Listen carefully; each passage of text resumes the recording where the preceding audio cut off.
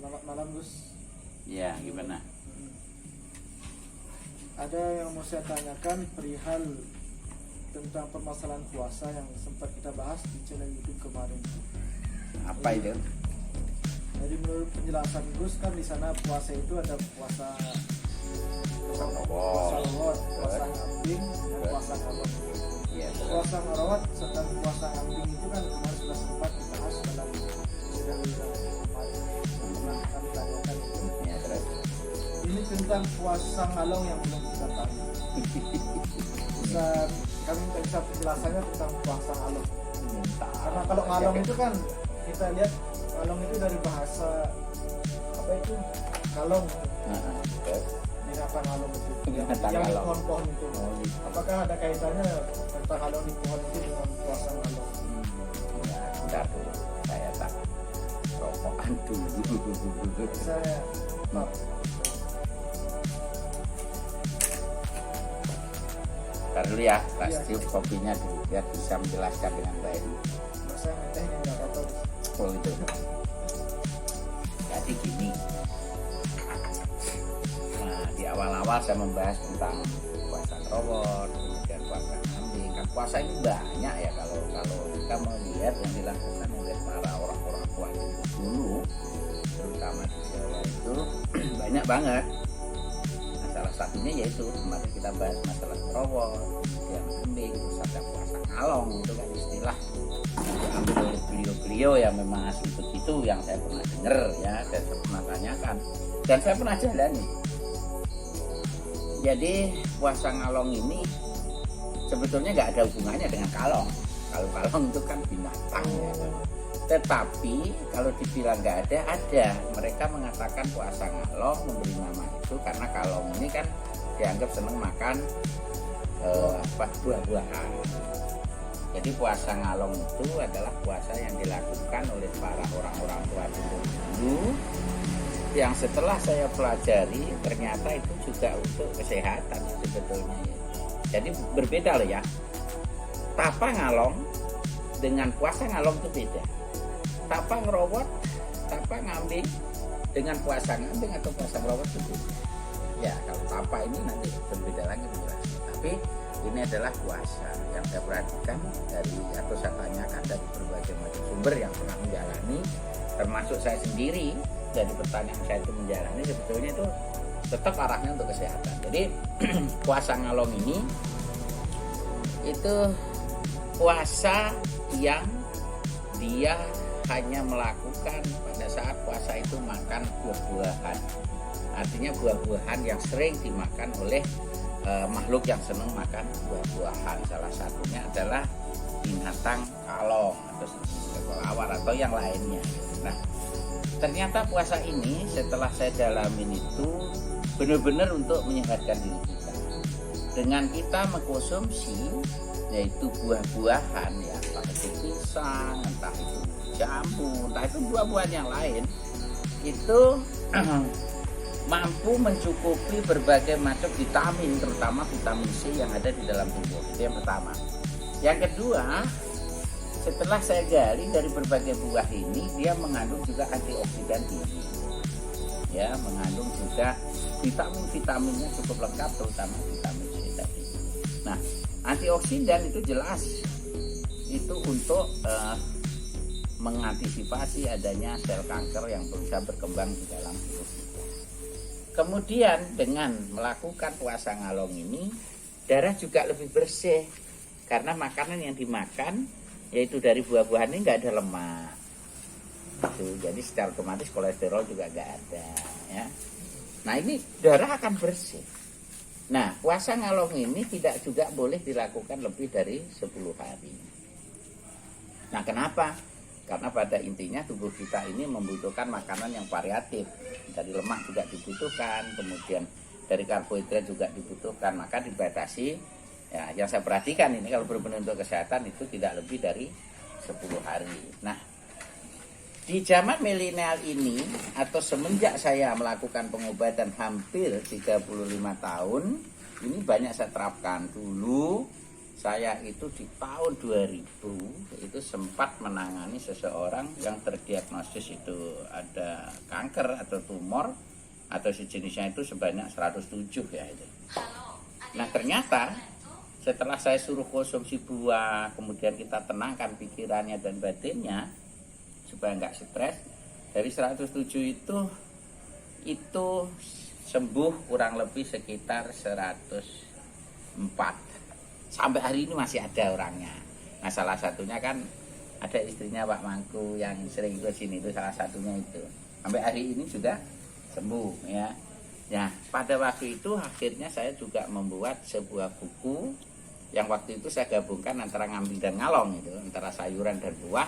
Itu saya menciptakan sebuah buku yang saya beri judul adalah Buah dan Sayur Terapi Ajaib. Itu berdasarkan dari uji saya terhadap pasien-pasien.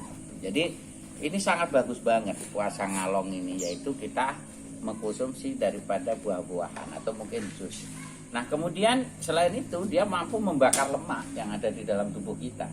Jadi sangat bagus sekali. Jadi orang yang tekanan darah tinggi, kemudian kolesterol tinggi, kegemukan itu ataupun ada kotoran-kotoran yang di darah ya, toksin di darah itu cepat sekali bersih dengan yang namanya puasa ngalong ini. Cuman ini memang butuh satu praktisi yang memang membimbing, nggak boleh sembarangan gitu. Itu jadi harus ada yang membimbing. Nah kenapa? Karena kalau tidak ada yang membimbing nanti disiplinitasnya kurang. Ini Pak Dok ya.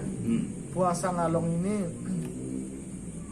itu kita puasa seperti apa namanya, dari pagi sampai sore tidak makan, malamnya baru makan, atau kita hanya tidak makan daging-daging tapi kita makan buah gitu. Itu jadi yang dimaksud puasa ngalong dalam versi sehat itu adalah tetap makan pada jam tertentu, cuman makan buahnya itu tidak boleh pagi ya. Jadi yang dimaksud puasa ngalong ini orang tetap memakan buah, tidak memakan yang lain. Jadi tetap makan seperti biasa tapi tidak boleh pagi. Pagi cukup minum air putih, kemudian mengkonsumsinya itu yaitu pada jam makan jam 12 dan sore hari. Nah itu atau malam hari itu boleh ya, buah apapun. Nah, tetapi kalau tempo dulu itu dilakukan adalah memang seperti puasa-puasa yang lain. Cuma makannya adalah buah gitu. Itu lebih ekstrim lagi. Sahurnya buah, sahurnya enggak ada sahur biasanya. Dia tetap makan di malam hari itu kapan saja, nanti batasan sampai jam 5 pagi. Cuma itu kan dilakukan oleh para leluhur itu memang digabungkan antara tidak makan itu yang dipersepsikan puasa ngalong itu plus tapa ngalong. Jadi dia melakukan olah batin tersendiri dengan tujuan tersendiri. Tetapi dari situ saya bisa mengambil kemudian itu saya maknai begini, kalau untuk kesehatan itu tetap di siang hari itu makan buah itu, tapi tidak boleh pagi, ini harus dicatat. Kemudian dan sore hari. Nah kalau ini bisa dilakukan tidak memakan yang lain, dimaksud puasa ngalong itu tidak memakan yang lain selain buah gitu. Jadi itu kalau untuk kencing manis bagus juga kalau dia mau makan pisang kepok ya, biu ketik kayak gitu, atau mungkin orang yang kolesterol itu pasti cepat sembuh. Tekanan darah tinggi itu cepat sekali sembuh. Karena apa? Kita tahu kolesterol, orang tekanan darah tinggi, kemudian banyak lemak, ini kan mengganggu sistem peredaran darah. Nah ini ditimbulkan kan dari lemak nih. Dari lebih banyak makan daging yang berlemak atau minyak-minyak. Nah dengan itu dihentikan secara otomatis itu akan bersih, dihabiskan oleh zat buah dan buah-buahan tadi. Jadi ini sangat luar biasa puasa ini kalau dilakukan gitu. Kalau menurut hasil riset dari tadi 107 orang itu biasanya untuk apa namanya, rutinitas memakai konsumsi buah itu biasanya buah apa yang orang-orang biasa dipakai? Pada waktu itu banyak saya gunakan tomat, ya, saya gunakan apel, kemudian pepaya, pisang gitu. Jadi dari karbohidratnya waktu itu saya ambil di pisang ya. Di situ kalau ada. kita makan nasi kan satu piring itu kurang bisa. Kalau makan buah itu apa sampai kenyang apa bagaimana? Karena kalau makan buah kita cepat lapar biasanya. Ya makanya itu boleh saja pada saat itu kita makan boleh saja, tidak masalah. Tetapi pada waktu itu dalam saya uji saya kepada pasien itu lebih banyak mereka konsumsi jusnya. jadi jusnya. Terus kemudian makanan penggantinya itu saya pakai pisang kepok dan pisang kedip ya, pisang kayu pada waktu itu. Kan itu kan tetap buah itu. Kemudian jagung pada waktu itu. Nah, intinya begini. Puasa ngalong ini ketika dikonsumsi atau dilakukan oleh seseorang yang dia punya kasus terhadap tekanan darah tinggi, kolesterol, kemudian terjadi lemak jenuh yang banyak di dalam tubuhnya yang menyebabkan penyakit banyak tadi ya, kemudian ada kanker, itu cepat sembuh.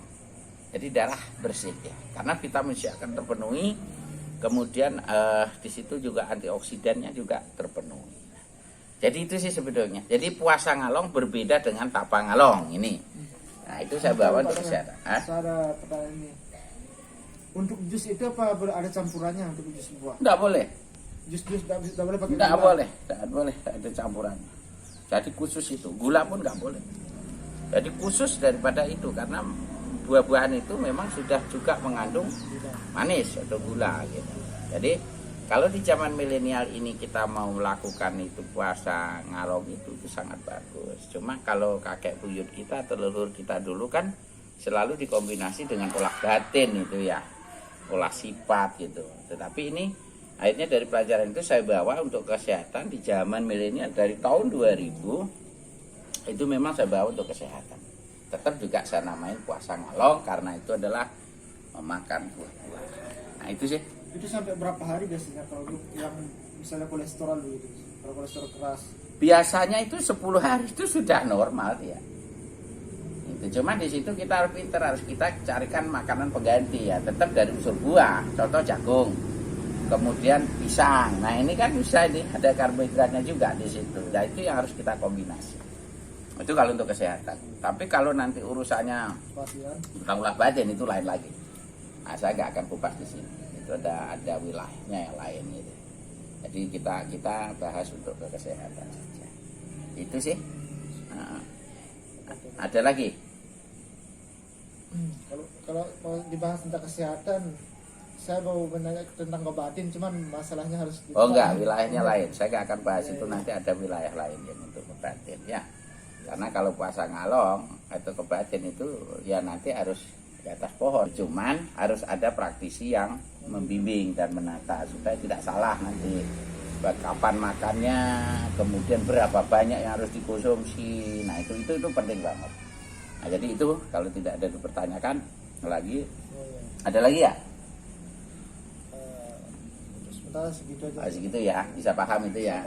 Nah mudah-mudahan cerita saya ini yang saya ambil sumbernya dari yang dilakukan oleh para leluhur Jawa dulu itu bisa bermanfaat ya bagi nanti penggemar saya ya. Jadi itu saya mohon maaf atas segala kelebihan yang saya sampaikan. Terima kasih atas segala perhatiannya. Selamat malam. Pohon-pohon jambu.